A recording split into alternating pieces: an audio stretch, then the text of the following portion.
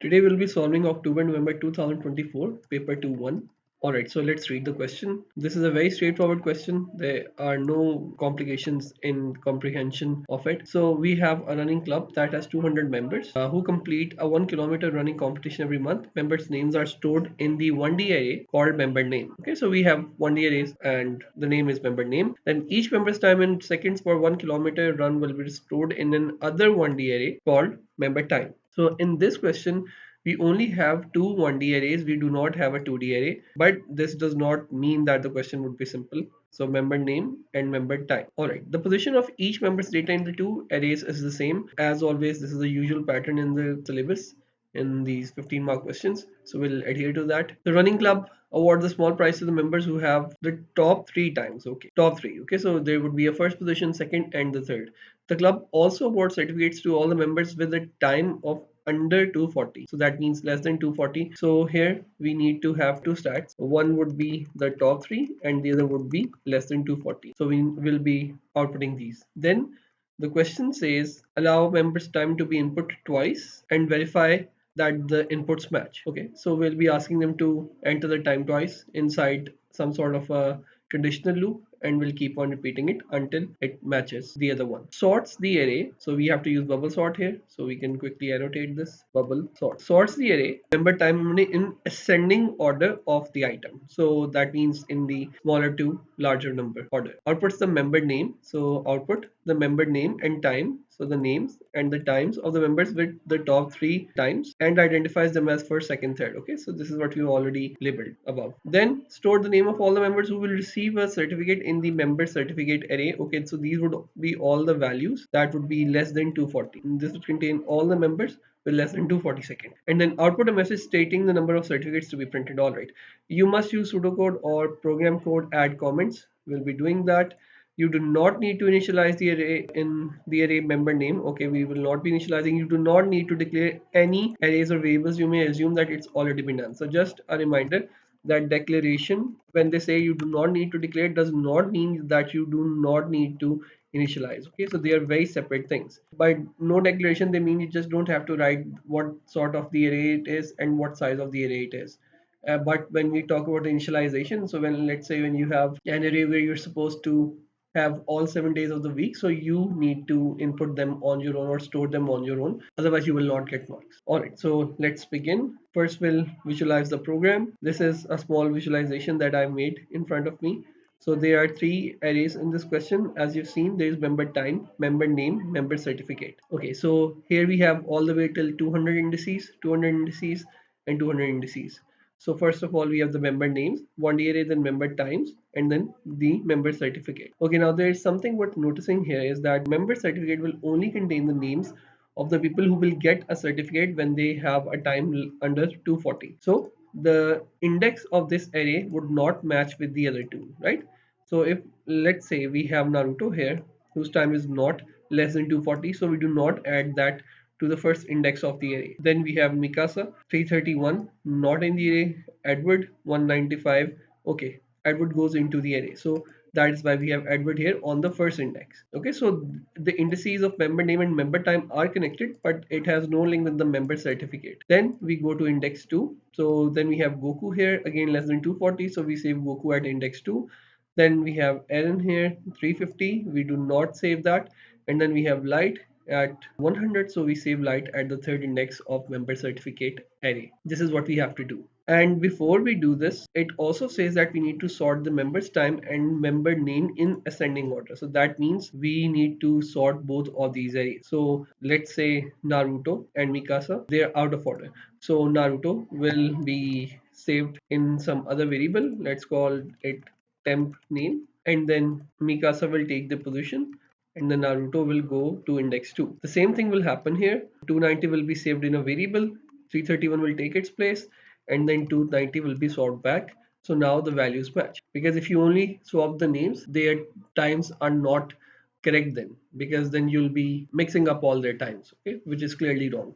So every time there is a swap in the name, the relevant member time has to be swapped as well. So we can only do this if we use a bubble sort, and we can do this inside one bubble sort algorithm for both of them. We don't need to write separate ones, although you can, write separate ones, but that will be a waste of time in the exam. How do we start? First of all, we have to allow the members time to be input twice and verify. So until and unless the times do not match, we need to take 200 inputs. Okay, so we have a total of 200 members. So that means we need to run a loop for 200 times, and then inside that there would be a nested loop, right? We will have a loop. So we have a loop till 200, and then inside that we'll have some sort of a conditional loop in which we'll ask for time. So repeat input time 1, time 2 until they both match, and if that is the case, then we save the time in member time array, and then we go to the next index like this. This would be the, this is the rough idea of how we will be writing that program. Again, if we only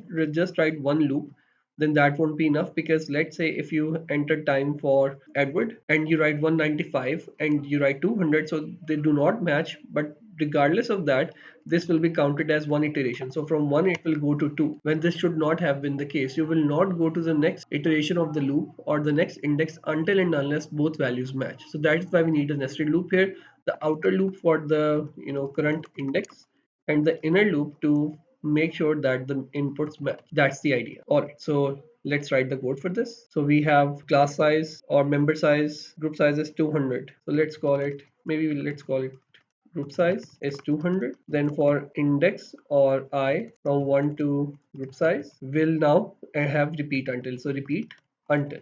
Okay, I explained the reason before. Okay, first of all, we tell the user enter. So we need to take time for all of these members. Okay, so we'll empty this array for now. That means we're assuming that user will be inputting these values. So first of all, we have this name. We should be outputting the name because they're saying input twice and then you match. So enter, maybe let's call it trace time.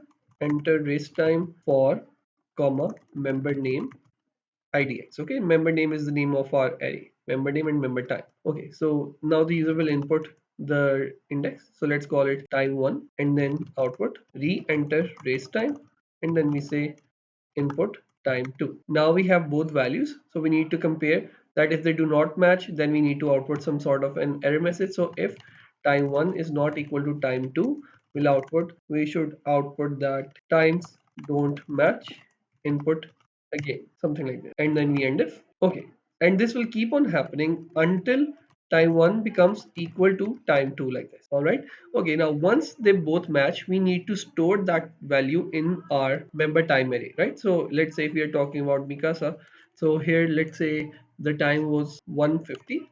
So 150 has to be saved in this current index of the member time array. So the current index can be, we can get this from the IDX variable. Okay, so this will run from 1, then 2, then 3, all the way to 200. We'll say member time IDX can store time 1. So you either you can write time 1 or time 2, because if this condition will be true, that means both of them would be the same, so doesn't matter. And then we say next index, and this is the first part. So we can add the comments here now as well. Input the time taken by each member, and then maybe outputting error message, and here we can write saving time for relevant member. This part is done. Now the next part of the question says that we have to sort the arrays member time and member name in ascending order of time. Okay, so for this case we have to apply bubble sorting on the 1D array. So now we'll write the code for bubble sorting. Bubble sort both arrays in ascending order. Okay, so how does bubble sort work? Again, we look at all the values that are given to us. We see if the current value is out of order in respect to the next value, we swap them. And by swapping, we do 3 steps. First of all, we have a temporary variable. We store current value there. Then we override the next value. And then at the last step, we swap. So again, this is done through nested loop. For the reason for nested loop is, first we select the value and then we compare, and eventually we have to compare every value with every value in the whole array. So for this we need a repeat until. We'll write a smart version of the bubble sorting. So until, we'll say, okay, we'll decide, so this sorting should keep happening until the array is rightfully sorted, right? So here let's say eventually this would be the goal, that you have values like this. So this is exactly what we're looking for. So this would be the ending condition. We keep on swapping the values until the array is sorted. So we can create a boolean value for this. Let's have it until there has been no swap. So the idea would be that we'll set the swap to false initially, and then keep on changing it to true every time there's a swap. Okay, so if I were to just write some values here, so 331, 290, 195, 230, etc. So this is index 1, 2, 3, 4. So initially we say that swap is equal to false. Okay, so 331 and 290 are indeed out of order. So since swap has been done now, so we set swap to true. And then we can swap these. So this would become 290 and 331. So then we go on to the next value and the swap would remain true because there would be more swapping done. And at the end we check, is swap equal to false?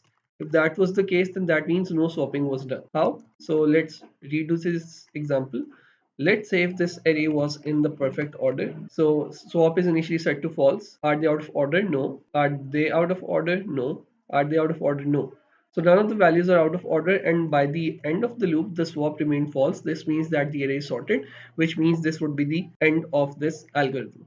So that is what we have to do here. So you can do it in any way. You can change the values of swap alternatively in whatever way you want, but this is kind of an intuitive approach. So we start with false and then we say, let's say I have this if condition. If let's say values are out of order, then in this part I'll set the swap to true because some sort of swapping would have been done at this point, and then we end if. Now for the remaining part, first of all, we need a for loop because the for loop will be used to iterate through the whole array from 1 till 200. So we need to iterate the array from 1 to 200. So for that we have a for loop for, let's say, index 1 to, for variable group size 1 to group size minus 1. Okay, why do I have -1 here? So I'll talk about this in just a bit. All of this is indented inside the for loop. Alright, so I check if member time index is greater than member time index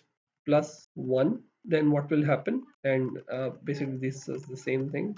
Okay, what am I doing here? So first of all, I'm running the loop from 1 to group size -1, and then I'm comparing is the current value greater than the next value. So the reason we have group size -1 is, let's imagine that you're at index 499 and the 199 and then 200. So 199 we have, let's say, 310 and 250. So we swap them. This becomes 250 and this becomes 310. And then for the next iteration, I will say get the current value of the index and compare it with the next one. So when you're at 200, you are trying to compare 200 with 201 when the this index does not exist, because the array only has values till 200. So this would be an invalid or out of bounds exception, which we do not want because our array does not have 201 value. So that is why we always have to subtract -1 to make sure that we only check the second last value with the last value, and then the loop should end here. If that is the case, so now we need to start our swapping. First of all, we'll swap the times and then we can swap the names, and this swap would be set to true. So update swap flag, or whatever you call this variable. And until not swap simply means until swap is equal to false. So first of all, we swap the times. In order to swap the times, again, as I said, these two values are out of order. So I'll save the first value in some variable. So let's call it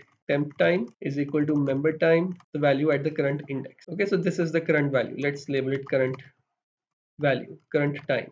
And then what I want is I will basically replace or overwrite 331 with 290. So both values would become 290. So both values are going to become 290. For that, I just need to write that at the current index of member time. So at the current index, this was the current index we're looking at. At the current index of member time, bring the next index value. So that simply means member time index plus 1, like this. So here we have simply overwriting second value or overwriting the first value with the second value. All right, so now they both contain the same value, and in the third part I need to bring back the value that I saved in this temporary variable into this position in the second index, in the index plus 1. So I'll simply say member time index plus 1 would bring back the temp time, like this, and we'll say retrieving value from, or retrieving the saved value, and that's it. This would complete our bubble sort for the time. Then we need to do literally the same thing for the name. So names are again out of order, and we know that by we can simply compare them using an if condition as well. If alphabetically any word is after the next one. So if you say if Mikasa is greater than Naruto, then this would be true because M appears after N in the alphabet. My bad. Okay, no. So M appears before Naruto, so this should be fine. Then we have Naruto and Edward, so N appears after E in the alphabet, so now these should be swapped. Okay, so same thing. Instead of temp time, we have temp name, and we save the current member name here. Okay, so we'll do it for Naruto and Edward. So we have the temp name here, and we store Naruto like this, and then we have the member name array. Current index would be replaced by the value in the next index. Okay, so what's happening? So I save Naruto in the temp name, and then I bring Edward onto the Naruto's place, and that's what I'm saying. Bring the next value in the next index onto the value in the current index. And then in the last part, we just need to bring back this temp name into its right position. That would be in the next index. So I will say member name index plus 1, bring back the value that we had saved earlier into the second index. And that's it. And then we update the swap flag, and this will keep on happening until the array is fully sorted, and we need to write next index here as well for this for loop. So by the time this loop has run completely, it would only stop when no swapping was done. That means our whole array has been sorted in ascending order, and that would be the whole algorithm. Okay, then they're saying store the names of all the members.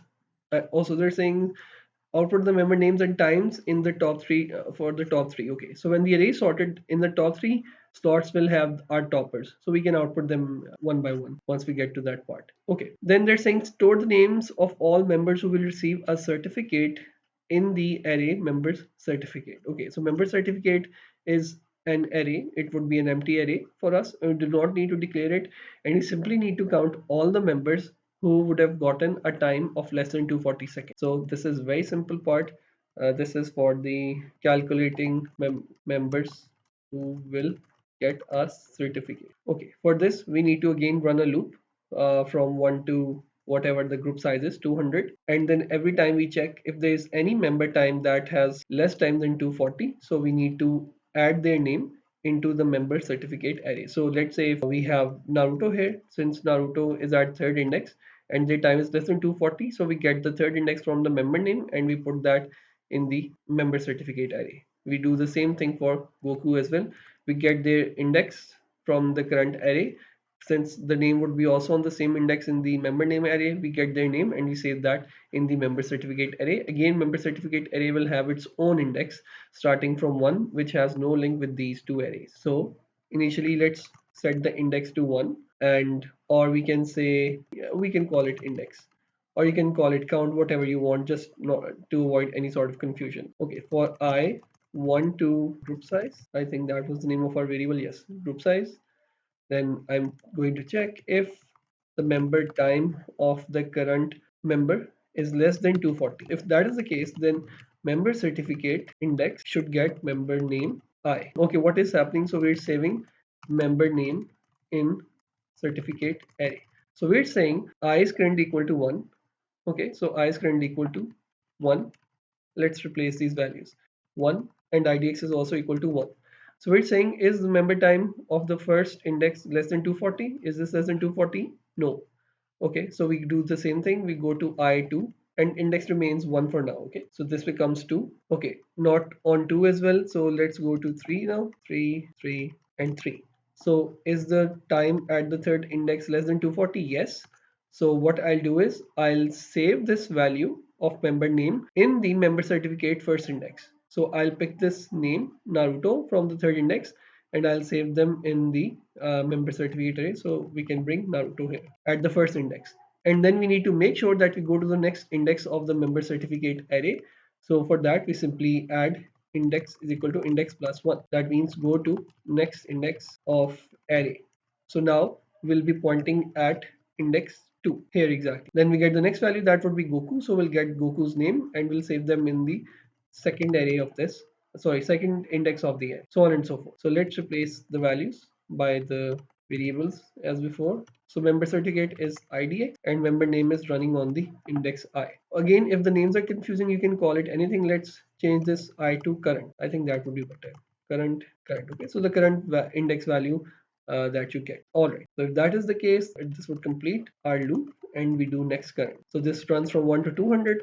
It checks if the current value is less than 240. You add that member from the current index into the IDX, whatever IDX is currently, into the member certificate, and then we go to the next value of IDX, which means we go to the next index of the member certificate array. And lastly, they're saying output the member names and times of the members with the top 3 times and identify them as first, second, and third. So names and times. Okay, so we can just manually output them because once we have the array sorted, so again, as I said, in the first 3 indices we'll have the winners or the top 3.